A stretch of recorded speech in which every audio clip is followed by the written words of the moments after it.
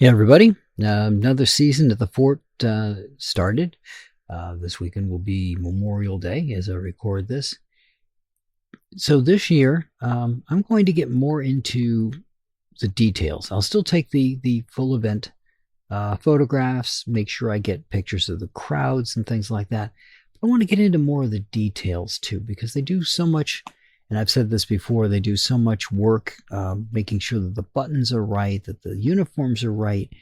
And while I catch those at the same time that I get a normal picture of everybody, I don't really get down to the detail level, right? You can see the buttons. You can expand the picture, right? You can zoom it in to see the button, but that's not the same. I've got lenses that I can stand away and I can actually zoom in on the buttons or the bags or any of their accoutrements that they've got. I think I'm going to do more of that this year. I also, when I talk about details, there's more to running the fort than the reenactors. There's all the people behind the scenes and all the people who run the store and everything that's done that helps bring money into the fort to help to support the efforts of the fort. So there's an entire gift shop, if you will, that's there, heavy on books and clothing, a couple little knickknacks here and there. Plus, there's the fort restaurant. And it's kind of funny because for years I would go to the fort and not eat in the restaurant because I figured it was probably, well, I'd had experience at some of the other attractions, shall we say, in New York, where it was much more expensive to eat at the venue than it was to just drive a little bit and eat outside of the venue. In this case, that's not the case. In fact, they're very reasonably priced there. Service is great. I just wish they had more space and more help.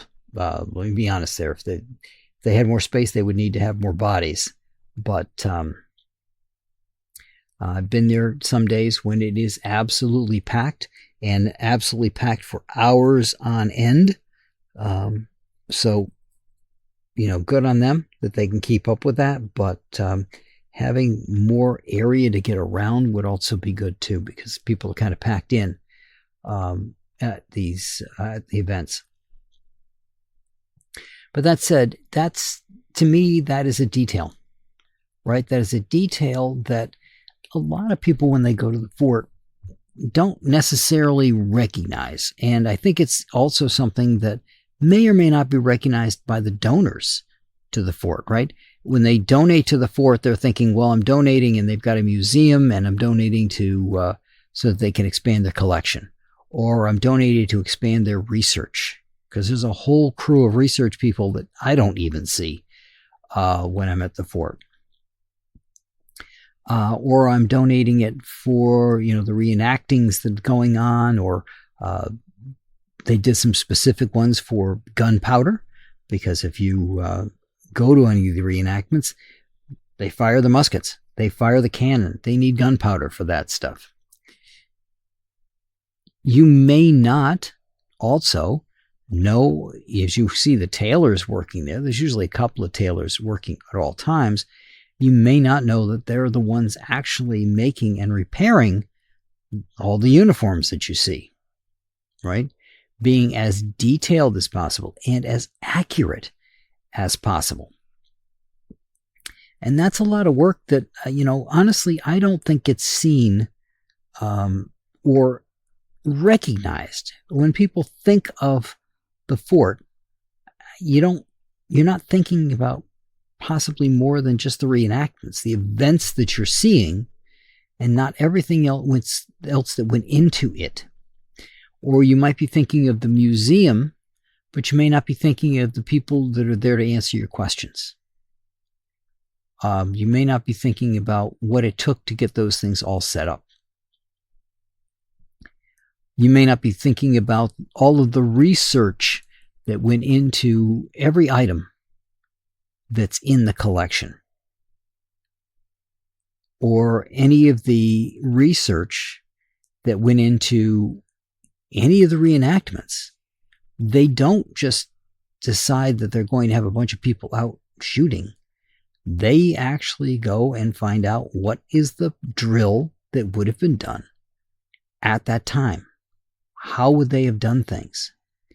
What weaponry would they have used? What would it have looked like? How would they have loaded it? What is the process that they would have done to be on patrol? What is the process that they would have followed basically to do laundry, make food?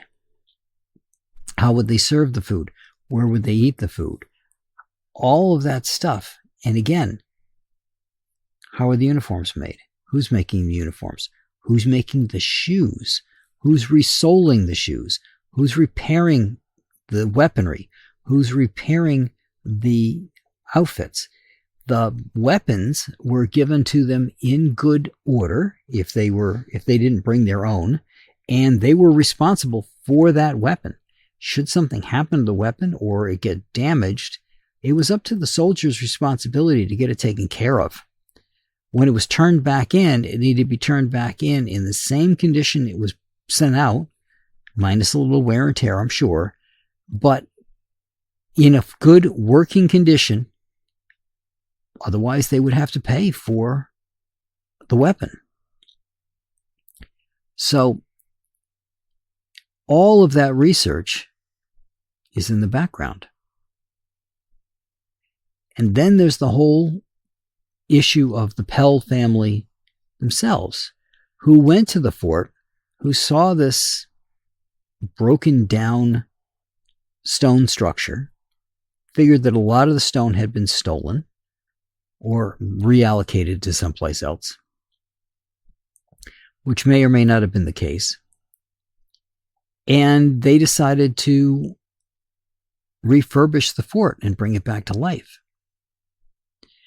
And they had an inn, and there was a rail line that came through, so they could actually house people there. So you could stay there and then go to the fort.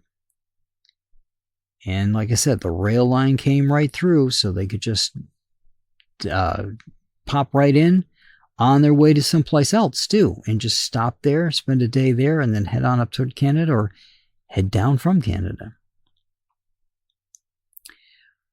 But all of that work that they did missed one piece, and that was it was not a stone fort. And that's why I say it may or may not be that the stuff was being removed.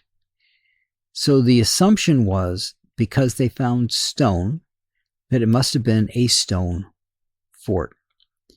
In fact, it would have been a wooden fort, a la Fort William Henry, with wooden walls and wooden barracks. Except the barracks got burned down, so they decided to redo the barracks in stone. So the stone that they found was to protect themselves from a soldier burning the place back down again, because I believe that's what happened the first time. A soldier had an accidental fire, took the place down.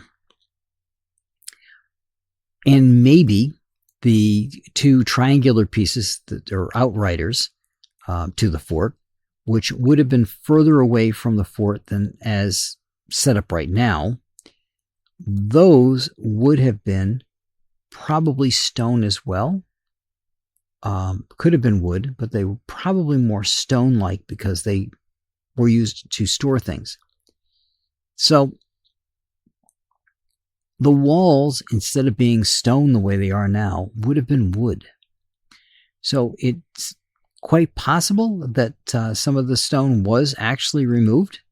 It's also possible that the assumption being that the walls were going to be of stone, they thought there would be more stone there, obviously necessary for putting the walls up.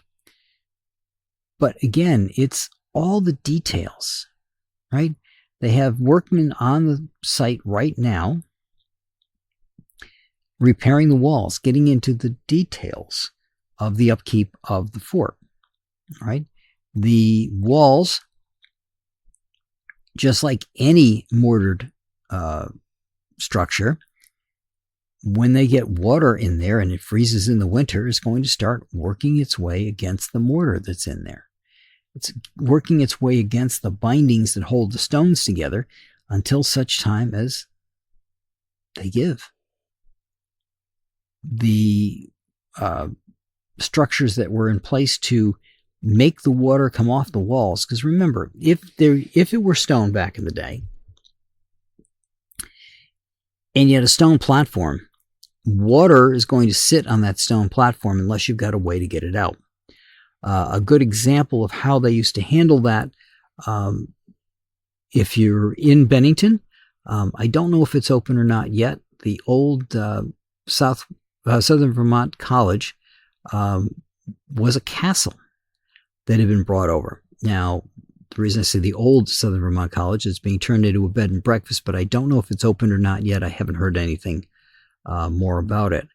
But they had like gargoyle heads and stonework, so that if the water built up on the deck, it had a drain that it came out of.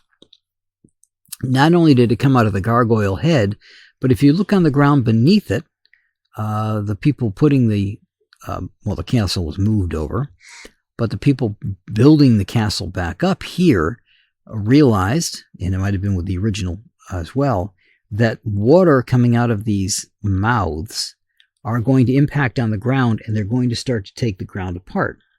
Well, that's unacceptable, right? You don't want to keep redoing your landscaping. So there was stone mounted beneath these heads, so that when the water came out, it landed on stone, and then from there dispersed into the ground. So you weren't getting the pounding of the water directly on the ground, eating away at the ground. Again, it's a detail of the castle, both the stone underneath as well as the gargoyle heads that are there. And it's something that some people don't always see or always would capture, right? They might capture that gargoyle head because it looks cool. Might be completely forgetting why it's there, or not paying attention to why it's there. It's not there as decoration. It literally is there as a spigot for the water building up on the platform that it's attached to. Because again, that was all stonework and tile, and so the water's got to go somewhere. It's just going to pool up after all, it's just going to pool up as it rains.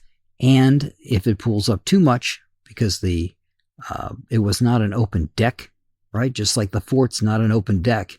There's walls on both sides. The water can build up.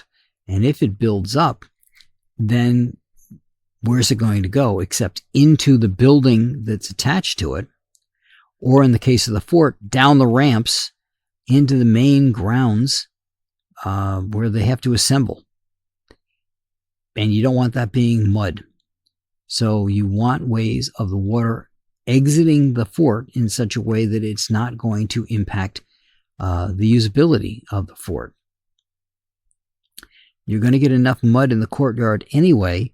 In a rainstorm, you don't need additional rain from all of the surroundings pouring into it as well.